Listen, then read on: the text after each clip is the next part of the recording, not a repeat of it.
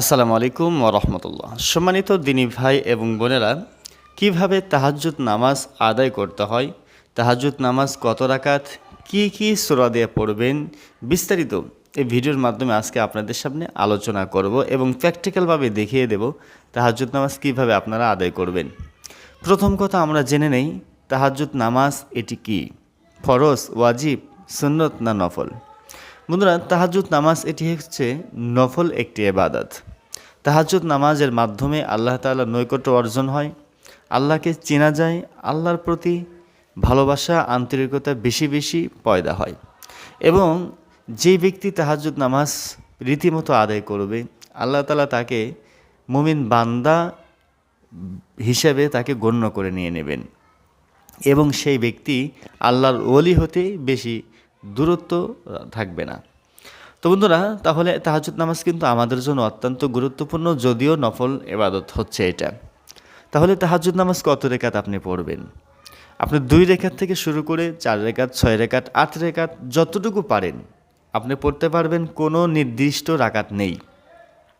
তবে আপনি যতটুকু নামাজ পড়বেন নামাজটা হতে হবে সহি শুদ্ধভাবে তিলাওয়াত এবং ধীরস্থিরভাবে নামাজটা আদায় করতে হবে।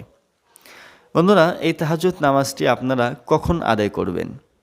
তাহাজ্জুদ নামাজের আদায় করার নিয়মটা হচ্ছে একদম শেষ রাত্রিতে, শেষ রজনীতে তাহাজ্জুদ নামাজটা আদায় করাটাই উত্তম। কারণ সেই সময় আল্লাহ তাআলা বান্দার নিকটবর্তী এসে যান, বান্দাকে বলেন, বান্দা তোমরা কে আছো? আমি আল্লাহর কাছে গুনাহ মাফ চাও, আমি আল্লাহ তোমাদের গুনাহ মাফ করে দেব। সেই সময় যদি কোনো বান্দি তাহাজ্জুদের মাধ্যমে আল্লাহর কাছে দোয়া করে, প্রার্থনা করে, আল্লাহ অবশ্যই তার দোয়া কবুল করে নেবেন। এই জন্য মুফাসসির একরাম, ফোকাহে একরাম বলেন তাহাজ্জুদ নামাজটা শেষ রাতে পড়াটাই সবচাইতে উত্তম বা বেটার। বন্ধুরা, এবার আসুন আমরা জেনে নেই যে তাহাজ্জুদ নামাজ যদি শেষ রাতে পড়তে না পারেন তাহলে কখন পড়বেন। অনেকে দেখা যায় ঘুম থেকে জাগ্রত হতে পারেন না, যার কারণে তাহাজ্জুদ নামাজও পড়া হয় না। তার জন্য আপনারা ইশার নামাজের পরে সুন্নত নফল এগুলো শেষ করে বিতের নামাজও আদায় করে আপনি তাহাজ্জুদের নিয়ত করে 2 রেকাত পড়তে পারবেন, 4 রেকাত যতটুকু পারেন পড়ে আপনি ঘুমিয়ে যেতে পারেন। তাহলে তাহাজ্জুদের যে সফটা সেই সফটা আপনি পেয়ে যাবেন। তাহলে আমরা বুঝতে পারলাম তাহাজ্জুদের সময় এবং নিয়মকানুন। তাহাজ্জুদ নামাজ তাহলে আমরা একটু প্র্যাকটিক্যালভাবে জেনে নেই। তার আগে জেনে নেই যে কি সূরাতে পড়তে হবে। অনেকে বলে থাকেন সূরা ইখলাস 3 বার পড়তে হবে, বিভিন্ন রকমের পন্থা অনেকে বলে থাকেন। এটার কিন্তু কোনো রকমের কোনো দলিল নেই যে আপনাকে এই সূরা দিয়ে পড়তে হবে। আপনি যেই সূরা পারেন সেই সূরা দিয়েই তাহাজ্জুদ নামাজ আদায় করতে পারবেন, যেহেতু নফল নামাজ। তাহলে প্রথমে আমরা নিয়ত করব এইভাবে যে আমি তাহাজ্জুদ নামাজের নিয়ত করিতেছি। এই বলে আপনি কিবলামুখী হয়ে দাঁড়িয়ে আপনি এবার নিয়ত করে তাকবীর বলে, আল্লাহু আকবার তাকবীর বলে হাত বেঁধে নিলেন। হাত বাঁধার পরে সানা পড়বেন এইভাবে, সুবহানাকাল্লাহুম্মা ওয়া বিহামদিকা ওয়া তাবারাকা ইসমুকা ওয়া তাআলা জাদ্দুকা ওয়া লা ইলাহা গায়রুক।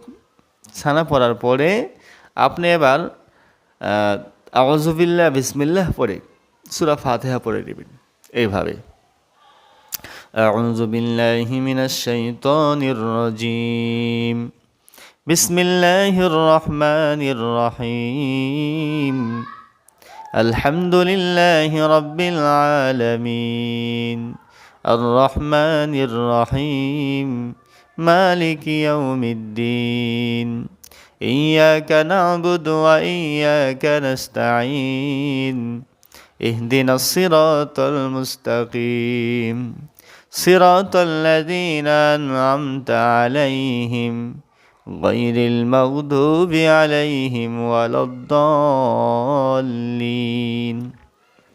সূরা ফাতিহা শেষ করে অন্য একটু সূরা মিলান করবেন এইভাবে, বিসমিল্লাহির রহমানির রহিম, কুল হুয়াল্লাহু আহাদ, আল্লাহুস সামাদ, লাম ইয়ালিদ ওয়া লাম ইউলাদ ওয়া লাম ইয়াকুল লাহু কুফুয়ান আহাদ।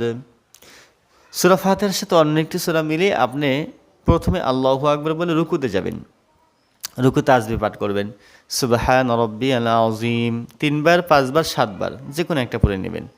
এরপরে সামি আল্লাহু লিমান হামিদা রব্বানা লাকাল হামদ।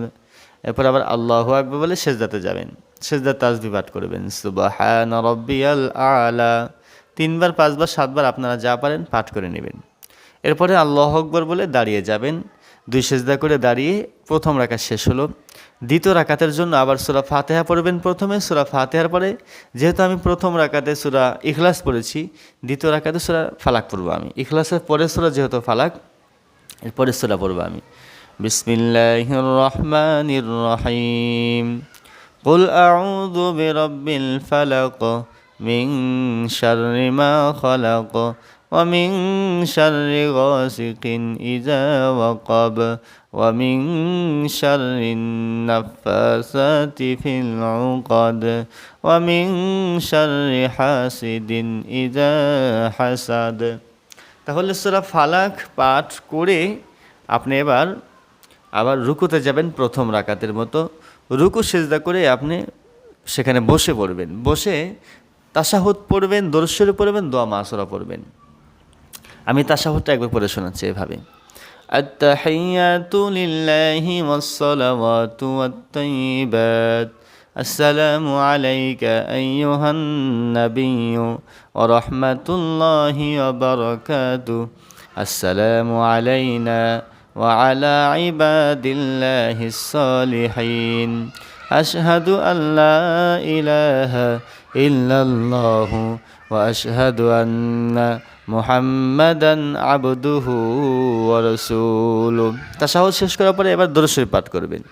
আল্লাহুম্মা সাল্লি আলা মুহাম্মাদিন ওয়া আলা আলি মুহাম্মাদ কামা সাল্লাইতা আলা ইব্রাহিম وعلى آل إبراهيم إنك حميد مجيد اللهم بارك على محمد وعلى آل محمد كما باركت على إبراهيم وعلى آل إبراهيم إنك حميد مجيد।